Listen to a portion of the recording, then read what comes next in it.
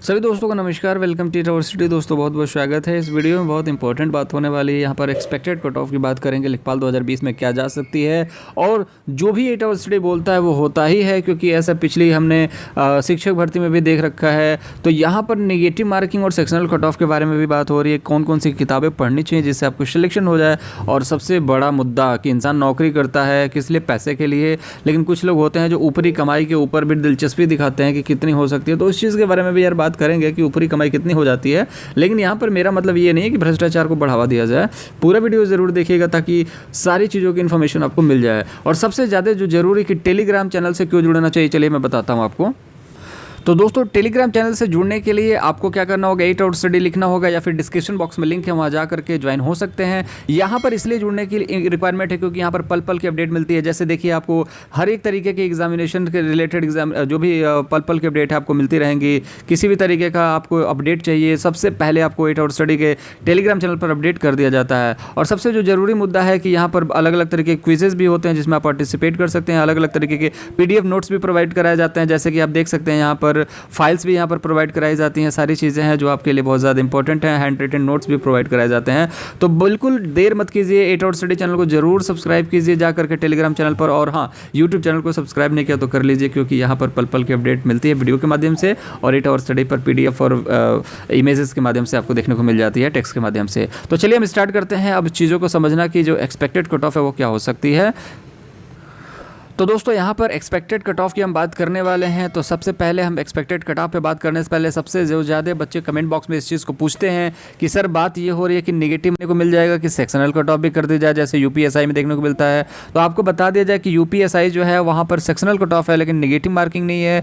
लेकिन जहाँ पर नेगेटिव मार्किंग है वहाँ पर सेक्शनल कट ऑफ नहीं हो सकता। ये पॉसिबिलिटी हमेशा से बनी रही है। कोई एक चीज़ ही इंप्लीमेंट होती है, और दूसरी चीज़ अगर आपके एग्जामिनेशन में कुछ भी नहीं है तो एक चीज़ अप्लाई किया जा सकता है कि नेगेटिव रखा जाए या सेक्शनल। लेकिन अगर एक चीज़ अप्लाई है तो वहाँ पर कुछ भी नहीं होने वाला। दूसरी बात करें कि कौन सी किताब पढ़ें, तो यहाँ पर इस चीज़ को याद रखें कि इसके लिए हम सेपरेट वीडियो लाने वाले हैं कि किस तरीके से एक अटैम्प्ट में ही आप लेखपाल बन सकते हैं। ये खुद का अनुभव बता रहा है, ठीक है। तो वो एक निंजा टेक्निक है जिसको पढ़ना ज़रूरी है, लेकिन आपको मेहनत करनी होगी। सिर्फ ऐसा नहीं है कि हमने उस वीडियो को बनाया और उस एक ट्रिक को बताया जिसकी वजह से आपने उसको फॉलो किया तो आपको सिलेक्शन मिल जाएगा। आपको मेहनत करनी पड़ेगी, ठीक है। तो वो एक वीडियो आने वाली है जिसमें सभी तरीकों के बारे में हम बात करने वाले हैं कि किस तरीके से आप UP लेखपाल में सिलेक्शन ले सकते हैं, कौन कौन सी बुक्स होंगी, कितने घंटे की पढ़ाई करनी होंगी, क्या पढ़ना है क्या नहीं पढ़ना है, नोट्स के बारे में कि कौन कौन से नोट्स रिक्वायर्ड हैं, उन सभी चीज़ों के बारे में हम बात करेंगे। तो वहाँ पर जो सबसे इंपॉर्टेंट है वो अलग वीडियो एक आएगी इसके लिए, तो आप ज़रूर चैनल को सब्सक्राइब कर लीजिएगा। और सबसे पहले आपको वो जो वीडियो मिलेगी उसके इन्फॉर्मेशन आपको टेलीग्राम चैनल पर दे दी जाएगी।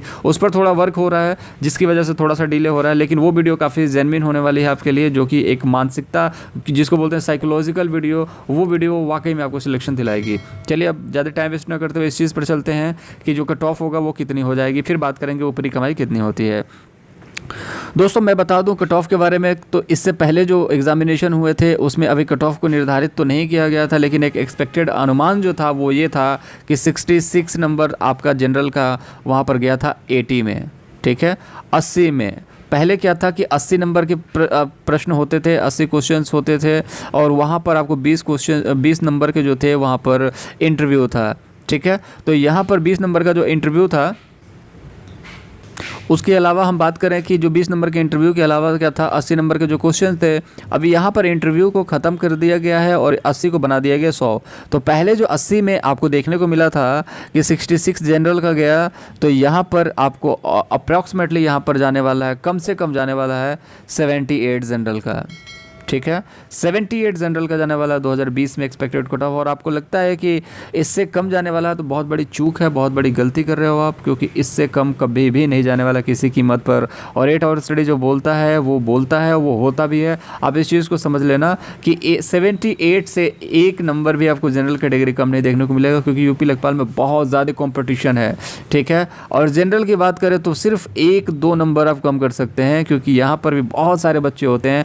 जनरल OBC कम्युनिटी में ऑलमोस्ट सेम ही बच्चे हैं, ठीक है। तो यहाँ पर जो OBC कम्युनिटी काफ़ी ज़्यादा है, तो 76 आप मान के चलिए कि यहाँ पर 76 आपको देखने को मिलेगा कट ऑफ। शेड्यूल कास्ट की बात करें तो यहाँ पर 73 से 72 के आसपास देखने को मिलेगा, ठीक है। ये 70 भी जा सकता है, ठीक है। तो 70 नंबर अगर आपका आ रहा तो भी आप सिलेक्शन ले सकते हैं आप यूपी लेखपाल में। और एसटी के लिए बात करें तो 61 to 62 नंबर जो है अगर 100 में आप लाते हैं तो आप एसटी कैटेगरी पे आप यूपी लेखपाल बन सकते हैं।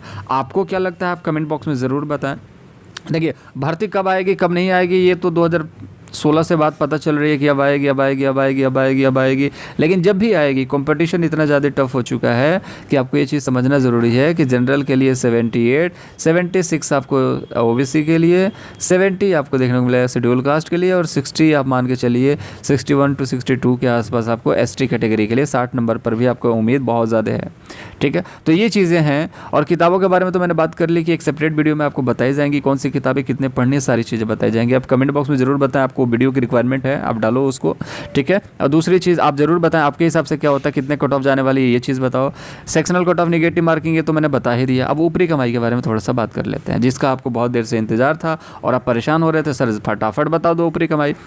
इस वीडियो का माध्यम ये नहीं है बिल्कुल भी कि भ्रष्टाचार को बढ़ावा दे, हम उन लोगों को जो लोग इस तरीके के काम को करते हैं ऑनेस्टली बताएं, मन में दें, वो अलग बात है। ठीक है, लेकिन आप इस चीज़ को समझें कि आप अगर ऊपरी कमाई करते हैं तो किसी को परेशान करके करेंगे। ठीक है, और परेशान करके कहने का मतलब किसी को काम की रिक्वायरमेंट है और काम के बदले आप पैसे मांगते हैं फिर काम करते हैं तो ये गलत है। आप अच्छा काम करेंगे आप खुद ही कमाएंगे उसमें कोई दो राय नहीं है। ठीक है, अच्छे काम करने वालों को हमेशा मुआवजा मिलता है, कोई दिक्कत वाली बात नहीं है।